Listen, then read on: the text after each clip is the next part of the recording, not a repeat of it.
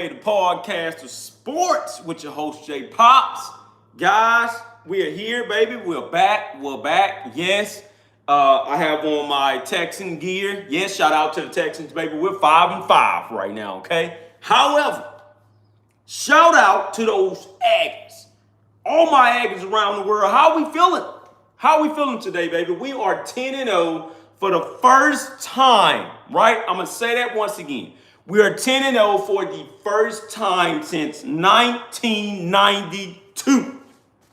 That feeling, hey, look, man, it's been a very, very long time, okay? But we're here, all right? We are setting ourselves up to hopefully be in the SEC championship game.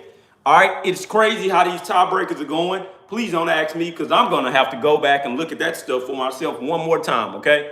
Hopefully my contact doesn't bother me, but it is a beautiful day outside here in Conroe, Texas, people. It is very beautiful, okay? The sun is shining. Like I say, both of my teams won back-to-back, weekends, believe it or not, So, man, I am feeling good, all right? What happened yesterday in the South Carolina game, right, with Texas A&M? Number one, I did not hit the over on those sacks that I wanted, from that Aggie defense to get on the Illinois Sellers, okay? I predicted at least about 10. Guess what? We didn't get 10, all right? And, it is what it is on that. But, guys, guess what I did predict? A win. Wasn't the win that I wanted. Wasn't the win that team wanted. But guess what? We won at the end of the day. Now, I will say this. It was a lot of things that went wrong in that game in the first half, okay? We were getting our asses whooped, all right? I'm going to honestly say that. We were getting our asses whooped. We were down 30-3 going into halftime. I think we all saw it with Shane Beamer. He started to hype up the crowd, in which was either the South Carolina portion of it or which it was some of our own fan base. But guess what? That shit didn't work because at the end of the day, the Aggies prevailed. That was one of the biggest comebacks in SEC history. That was one of the biggest comebacks in Texas A&M football history, period. I'll be honest with you, I don't want to see anything like that ever again going forward, okay? Marcel Reed. I'm going to tell you this, man. There was a lot of people I heard doubt Marcel Reed in that first half, okay? And true enough, he deserved all of that criticism, okay? And I'm going to say it again. He deserved all of that criticism. But in the end, once again, Marcel Reed is him. People can say what they want to about, man, we're not going to glorify that victory when they only won by 1 against the 3-6 South Carolina team. Guess what, people? That 3-6 South Carolina team, that's a rival. That's literally a rival, okay? They were there. They wasn't there to lose. They were there to win a football game just like we were. All right, so guess what? They put forth their best effort. But in the end, it wasn't enough. Marcel Reed, he came back that second half. I'm going to assume that Mike Elko gave him some of that glorious Space Jam liquid. I say it again. I'm going to assume that Mike Elko went in there, okay, and he gave Marcel Reed and that entire football team, which is, I'm going to get to the defense in just a second here, some of that glorious Space Jam liquor. And if you guys know what I'm talking about, the very first Space Jam that came out with Michael Jordan, everybody remembers this movie. Before halftime, right? Leading all the way up to halftime, Michael Jordan and that team were getting their asses whooped. Coming back out, that second half, they totally dominated. That was Texas A&M. I'm going to say it again. That was Texas A&M for you right there. They showed you what they could do when they go in, they make halftime adjustments, and they talk to one another, and they come out and they get on the same page. Wow, this team is 10-0. I can describe the feeling. It feels good. I say it again, it feels good. What else do we have in store? Is the question. What else do we have in store? I can tell you this, though. That team has a lot more gas in the tank than what people think they do. And this is what makes that team a championship caliber team. This is what's going to make that team go 12-0. They should have lost that game yesterday. Hell yeah, they should have lost that game. Many of us didn't give up, though. Many of us said, no, they'll make them. I'm sorry about that, guys. Look like my chat ad got interrupted. I have no clue how it got interrupted there, but guys, I'm back, okay? I don't know what happened. Please don't ask me that, but it got interrupted some way, somehow. But I'm back, okay? But once again, this is what I will say. That team showed you and will prove to you why they can go 12-0 before this season is all is over. You know, before this season is done with. Yeah, I know we got Texas coming up, but before we get there, we got Sanford to play. Okay, Sanford is an FCS team, 1-10. They already fired their head coach. Okay, so those guys are going to come in there. They're going to look for a win also. It doesn't matter what their record is. Just like South Carolina, it didn't matter what their record was. They came in looking for a win over the number 3 team in the country. And I can tell you right now, before these rankings come out, Texas A&M would not move up. Okay, I'm not going to look for the Aggies to move up. What I will say is that they have to give them their respect, in which they're giving them their respect by leaving them right smack dead in number 3. If they moved them down, it was a disrespect somewhere and they didn't like something. But for Marcel Reed in that defense, now I'm going to get into it. For that defense to come back in the second half and say, Lenore Sellers, we've seen enough. If people from the NFL isn't looking at that or looking at Mike Elko in general, then I don't know what the hell y'all are doing. I'm going to say it again. I don't know what the hell y'all are doing. If you were going to sit up there and tell me that Mike Elko was going to go back there and say, hey, defense, we need to make multiple stops. We don't give up nothing. I would have said that you were probably right. But for them to come out and not give up no points, they outscored South Carolina in the second half 28-0. They outscored South Carolina in the third quarter 21-0.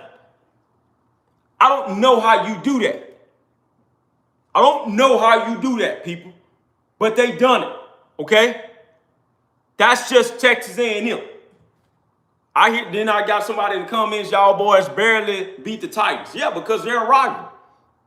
They are a rival, okay? And it is what it is, man. Those rivals are going to play you, okay? They're going to play you.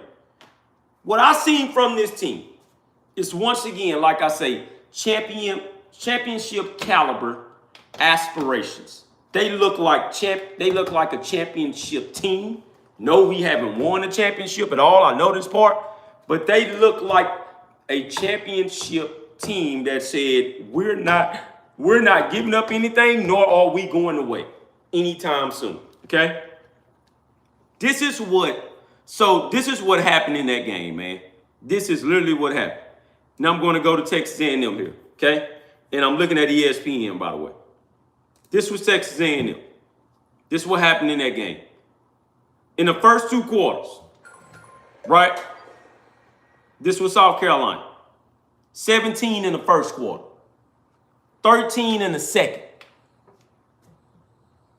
3 points for A&M in the first quarter, and that was it. Third quarter, Texas A&M 21 points. South Carolina 0. Fourth quarter, A&M 7 points. South Carolina 0. I don't know how you do that, man. I don't know how you do that. Okay? At the end of the day, Lenore Sellers ended the game 15 of 30, 2 touchdowns, 1 interception, 246 passing yards. Marcel Reed said, hold my bill. Or hold my water, rather. I'll be right back. Marcel Reed to end the day. 22 of 39, 3 touchdowns, 2 interceptions, 439 total yards. This dude threw 3 touchdowns all in the third quarter. Made it look so easy, it was a shame. Casey Concepcion, 158 reception yards. Okay, 7 receptions, I believe 1 touchdown. Nope. He didn't have a touchdown in this game. Astor Belther-Roman, though, had a touchdown. So let me go to the actual stats here. South Carolina got 15 first downs in this game. A&M got 23. A&M was 2 out of 11 on third downs. This is the thing that I circle for this offense going forward. We need to get better on third downs. We need to really get better on third downs, okay? Total yards to end the game. South Carolina 388, Texas A&M 503. South Carolina rushing yards 121, Texas A&M 64. Passing yards 267 for South Carolina, 439 for Texas A&M to end the game. Okay? That was the total. Time of possession. South Carolina 29.44, A&M 30.16. So now we go to the box score, in which everybody loves to watch, by the way. Marcel Reed ended this game with a 79.8 QBR. Lenore Sellers, who started out hot, I'm going to say it again, Lenore Sellers, who started out hot, ended the game with a 62.2 QBR rate. That's called making halftime adjustments at its finest. Nobody for South Carolina had over 30 rushing yards.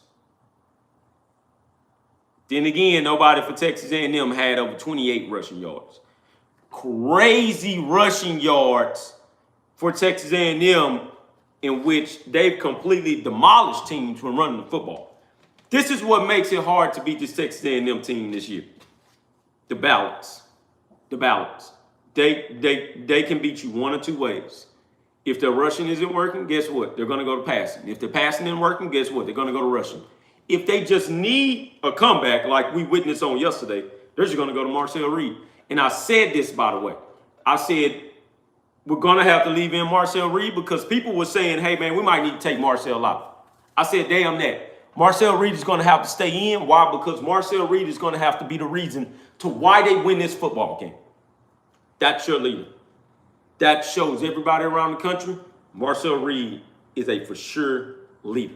I seen a lot of people post that picture of Tom Brady sitting there when they played in that Super Bowl against Atlanta and they was down 28-3 late in the third quarter. Everybody remember that Super Bowl because that's when a lot of people lost their money, right? A lot of people lost their money. Tom Brady came back, won the game, won the Super Bowl.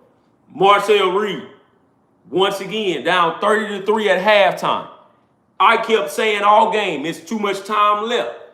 It's a lot of time left. I also kept saying that, wait a minute, they're not done yet. Hold on.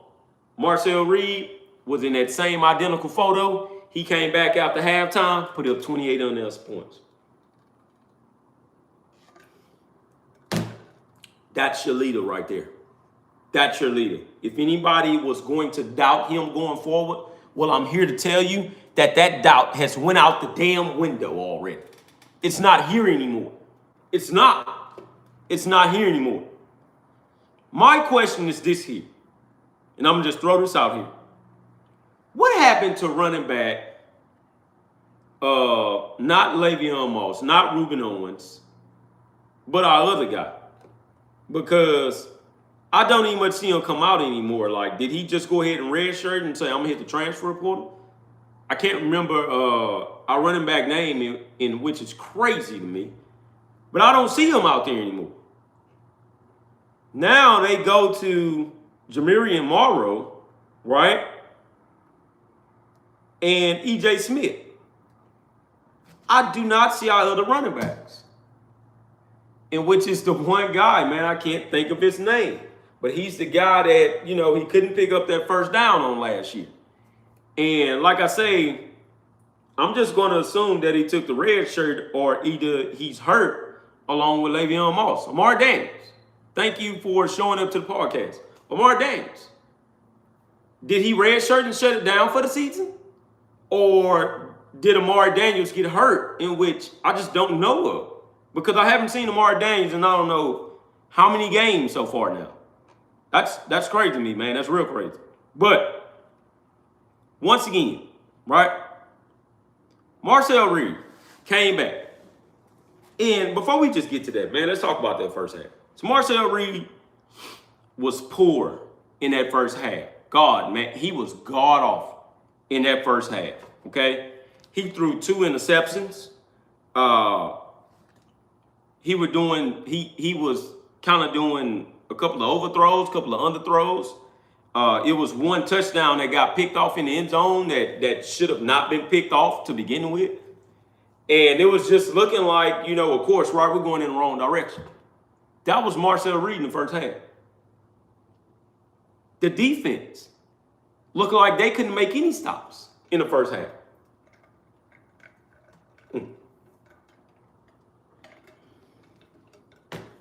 Excuse me, man, that water got on me. But the defense looked like they couldn't get any stops in the first half. What happened? What happened? Second half, Marcel Reed comes out, turns into Superman. Second half, Astor Belther-Roman, the guy that was kind of dropping a lot of balls, came out and was Superman. KC Concepcion dropped a couple of passes as well, in which he dropped a touchdown pass. Come out second half looking like Superman. Terry Buster dropped a couple of passes. He comes out looking like Superman on the kickoff return game. That team, man, that team wants to win, and that team wants to win big. This was a huge accomplishment in which they finally hit the 10-win game. They finally hit the 10-win mark, right? So far as the games in the regular season. Now they just want to see what else they can do beyond that 10-game win mark. I think the college football playoffs is already set for them. Like, they don't have to worry about that. Now it's about winning the SEC championship, right? It's about playing Stanford, winning against them. And it's about going to Texas and planting the flag, right? In which I'm going to get to a couple of these games here in a little bit. But it's just about the team chemistry that they bring on that field every Saturday. It doesn't change. They feel and know that they're the best team on that field. And they're starting to let what they're thinking in their mind go out to that field, and they're starting to kind of intimidate other teams. I will give South Carolina all the credit in the world because they came out smoking hot, ready in that first half. I mean, hands down, ready. Lenore Sellers looked like a first-round pick, like what they've been saying all along. Nicholas Harbor looked like the 5-star recruit that he's been all along. And it was just that offensive line looked like they were the perfect offensive line that you could ever think of, period. And everything went down the drain second half. That comes with telling your opponent, no, this isn't on me. We're finna turn this around and put this shit on you. I've seen Georgia do this in their runs to SEC championships, 10-win seasons in a national title and playoffs, by the way. I've seen Alabama do this on their runs to winning the SEC West, getting to SEC title games, winning the SEC championships, playoff wins, and national titles.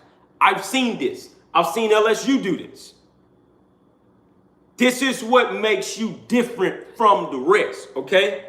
I've seen Texas do it on last year. Yes, I'll throw them out there as well, but I won't throw them out there until they consistently start doing something, okay? But I've seen this from these teams we witnessed grab championships in multiple 10-win seasons for like 5-6 years straight. This is what I've seen. A lot of people got mad at me. A lot of people bashed me and said I didn't know what I was talking about when I said this team could possibly be like one of those 1992 teams. Like one of those 90s teams that R.C. Slocum held dearly to his heart. A lot of people didn't want to hear that from me. And I said that because of Mike Elko that was in charge. Mike Elko runs the defense, R.C. Slocum runs the defense. You guys got to see the chemistry in that, man. You guys got to see the similarities in this. These guys, and Mike Elko said it in the press conference. He said, man, we got to go out there and play our game, and our game is being a blue-collar program in which we roll our sleeves up and we work very hard to get to where we're at, and we're going to work very hard every game. You can't ask for much more when your head coach is literally telling you that this is a blue-collar program. We're not with that fancy bull crap. Okay? Me personally, I don't like that fancy bull crap. It looks good, don't get me wrong. I like it at times, but I'm not going to stick with it all the time. All right? This is what you're seeing from him. Mike Elko is building that Aggie football family to stay with one another instead of going against one another. This is what you have to do to win these football games. He done what he had to do, regardless of what people think of the schedule, to go undefeated right now, man. They're 10-0. They're not saying, hey, well, you guys can take this 10-0 back because we had that schedule and it wasn't tough enough and you guys out. No, it's not like that. Mike Elko is continuing to build this brick by brick, and he isn't done yet. He's not done yet. He still has a long way to go. Why? Because we don't have a conference title.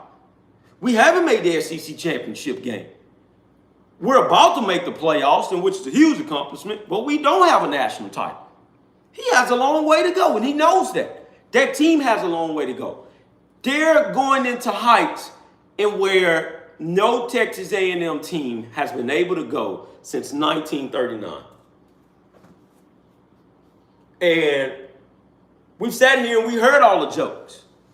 They ain't won nothing since 1939, man. We've heard all of the jokes.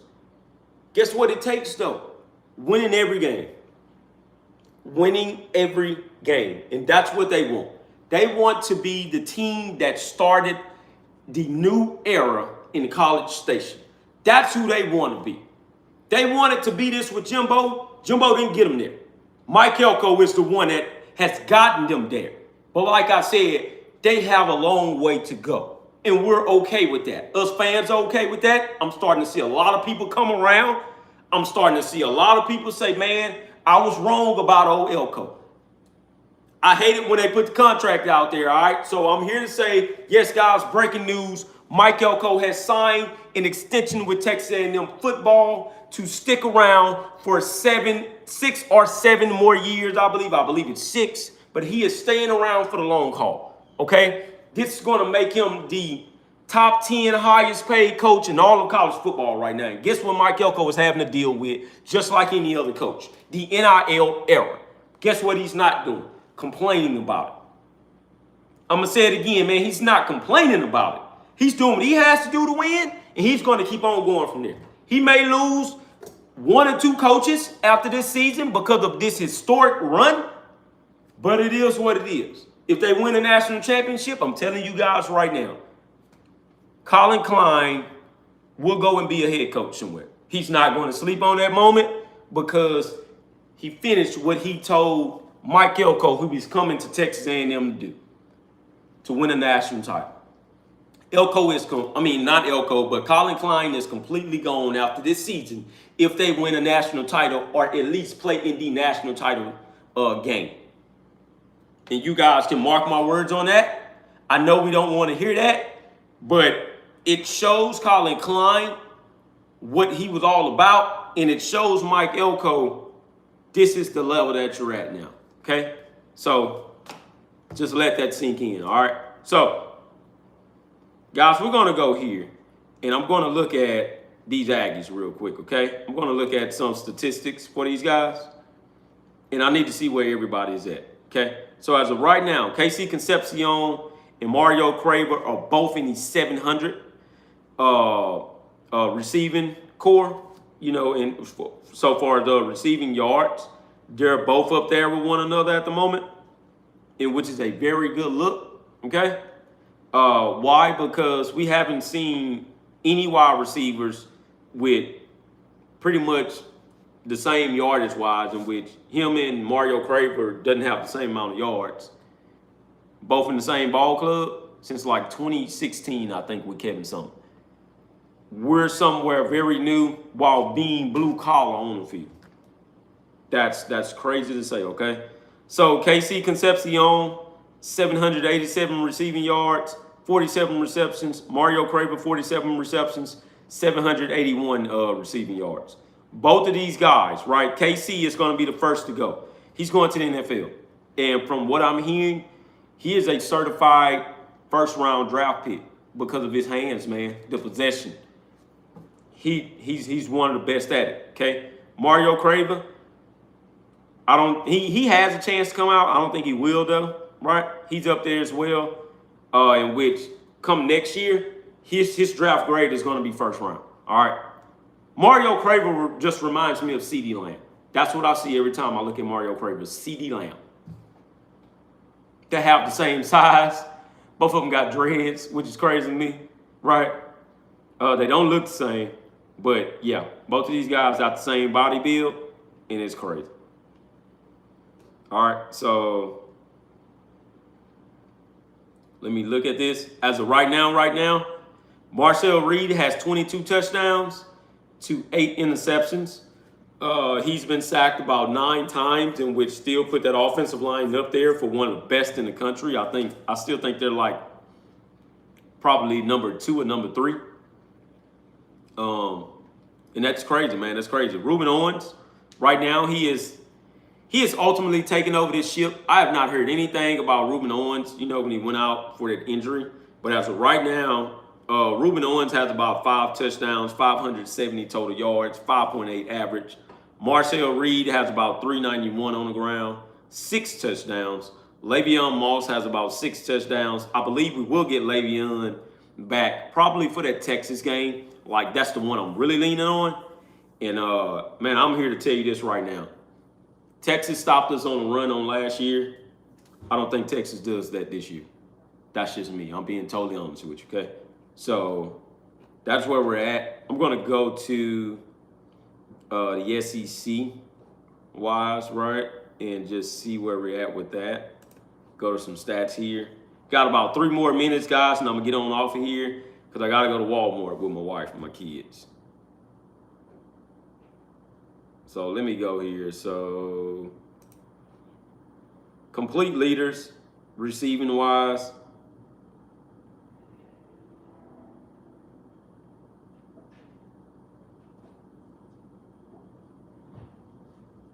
KC Concepcion and Mario Craver are ranked the 20th and 21st.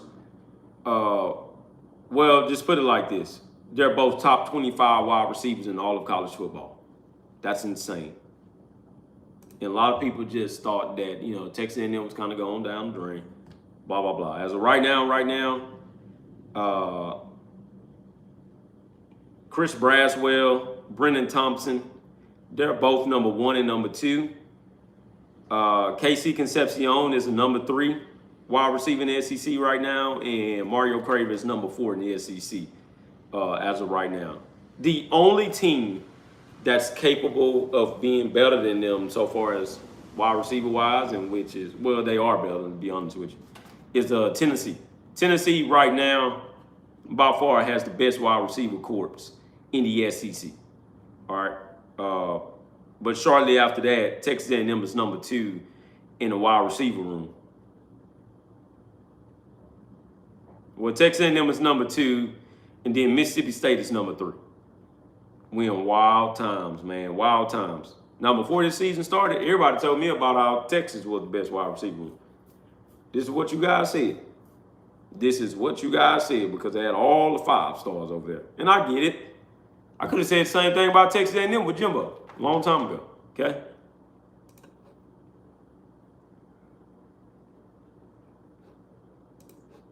Passing-wise, nobody wants to hear this, but Marcel Reed is the 4th best quarterback in the SEC right now passing the football. Once again, man, people can say what they want, but Marcel Reed is one of the best in the SEC when it comes to passing the football. It is what it is on that. All right, so I'm done with the Marcel Reed, right? Just want to, got about 1 minute here. Talk about what happened yesterday with Oklahoma and Texas, right? So Oklahoma, right now, crazy. They went into Tuscaloosa and they beat them. I've heard people say this many times. Alabama is the best team in the SEC. This is what you guys told me. Alabama has the best defense in the SEC. This is what you guys told me.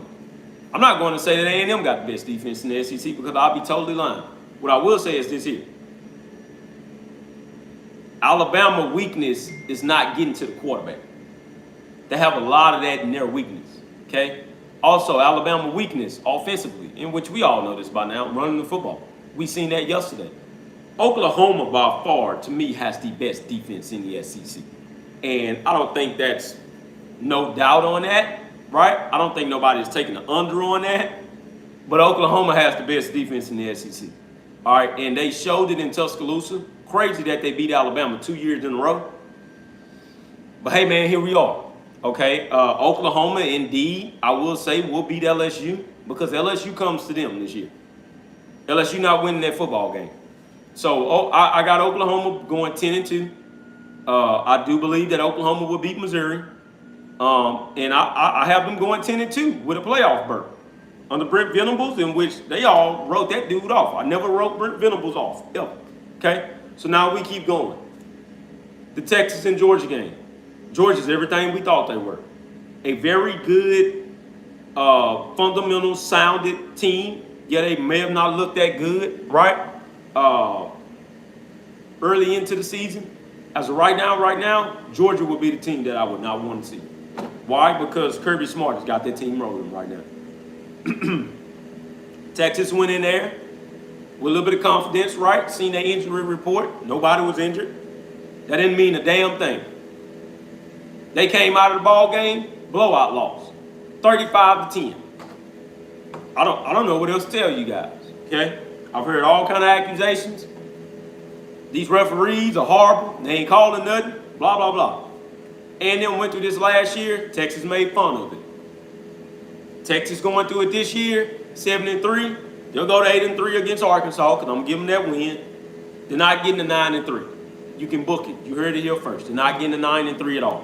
Okay, but crazy stuff, crazy times, and once again, here we are. Okay, I do think Ohio State's the best team still. They're defending national champs until otherwise. I do think Indiana is not far behind, but then there's Texas A&M. Now the fourth team is always going to be the intriguing team. All right, and the fourth team will be Georgia, in which in the AP polls they're already number 4. College football playoffs, they're going to be number 4 again. All right, so it's up to these 4 teams to solidify the deal. Georgia was 4th on last year. Not sure if Georgia's going to get to the SEC title game. I'm telling you guys this right now. But we'll see, okay? Once again, thank you guys for tuning in. That's the overreaction edition of Texas A&M having a comeback game against South Carolina, 31-30. If anybody missed it, but A&M went on a 28-0 run in the second half. All right, and that's it.